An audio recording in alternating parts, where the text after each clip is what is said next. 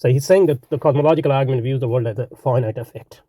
I think we'll do away with finite for now because I'm not sure about what I said. I mean, if you believe that finite, I guess modern physics can sort of prove that world is finite,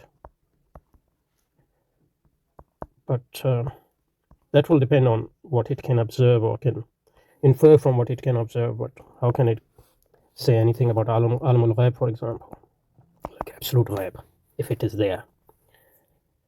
But I think this way of putting it, the world as an effect,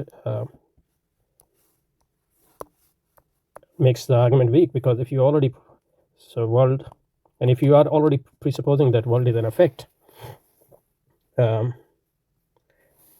in a sense you are already presupposing what you are trying to prove, because your opponent might concede that world exists but doesn't see it as an effect of the world as a whole. And another thing which we looked at is that we should differentiate between, at least logically speaking, between a particular event within the universe or the world and the universe or the world as a totality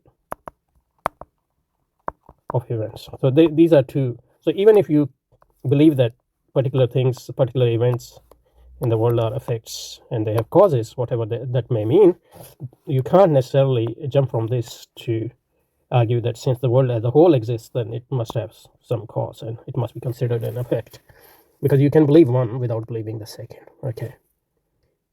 And maybe we can go back to Clarke's passage we were looking at, so just because that was